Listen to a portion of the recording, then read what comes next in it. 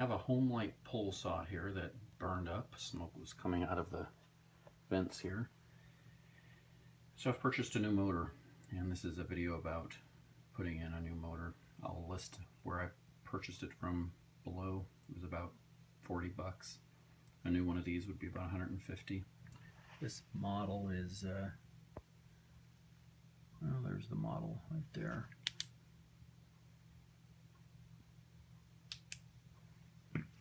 First thing you want to do is remove the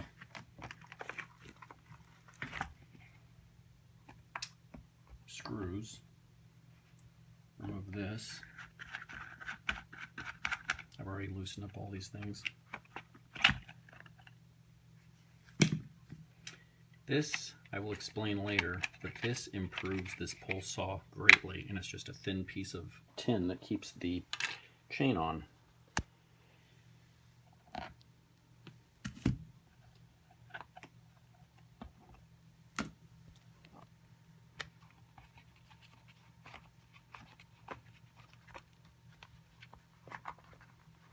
Pull these screws out. Like I said, I already did that.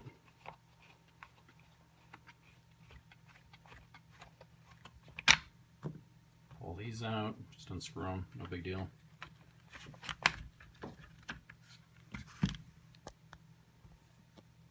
Got the motor.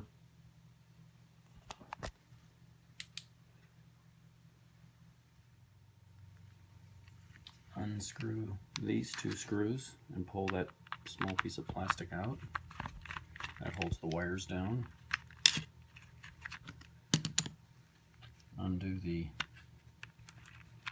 connectors there.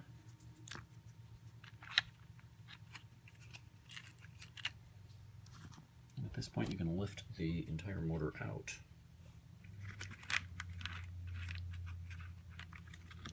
It's connected to the contacts here. It's connected to the contacts there, so you'll want to pull those out. And just lift out.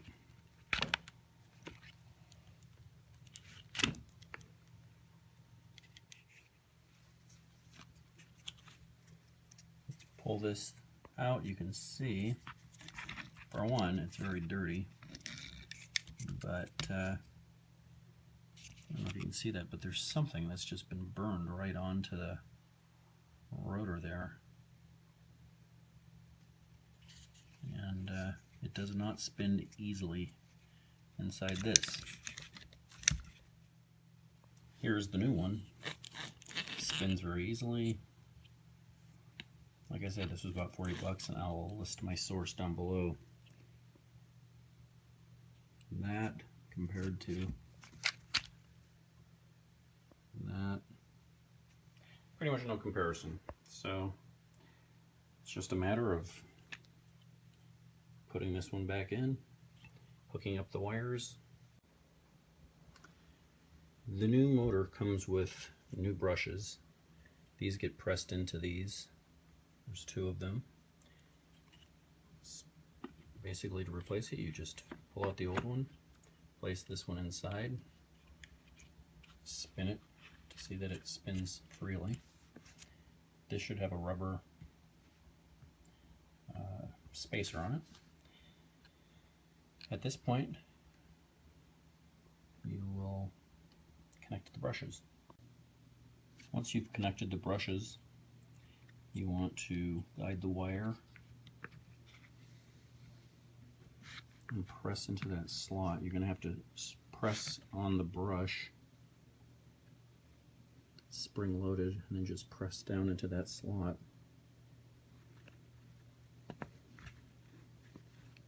You can see here the brush is contacting this. You can see how it runs just by spinning it.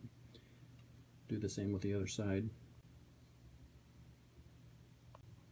So again, just press this into that, which I can't do with, well, maybe I can do it with one hand, and then bend the wires in such a way that it'll enable you to, so spring loaded, press this down into this slot, and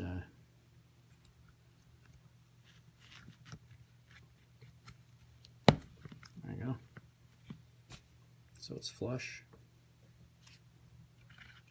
Oops. Spins freely.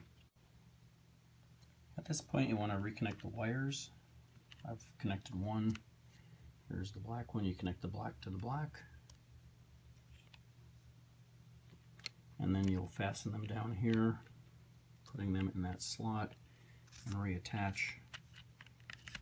this plastic part. This is what it looks like reattached. Just screw those in tightly, making sure the wires are underneath it.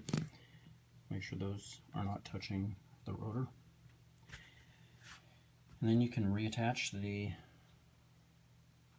other side.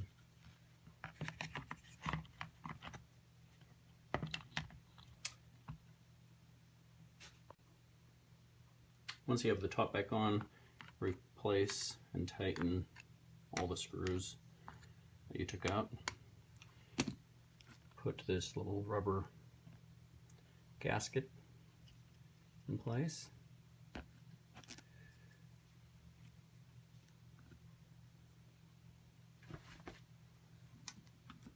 Put on the gear.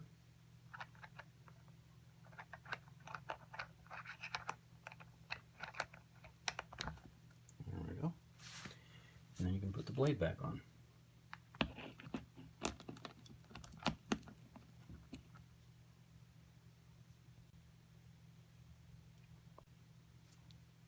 When reinstalling the blade, make sure you get the little adjusting nub here in that hole.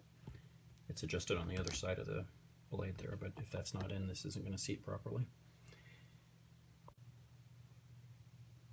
Now I had my chain continually fall off, and it wasn't because it was so loose, it's because there was a gap between the chain guide here and this plate that fits on like this. There's just too much room and the chain would jump. My solution, and it's worked great for like 3 years, it never jumps off, and I just took a thin piece of tin foil, very thin, you could cut it with a scissors, it's so thin, and this thing is all beat up but basically I just cut a tin foil gasket that keeps the chain from jumping ship there. Just cut it out in this shape, a little bigger than the size of the chain guide here.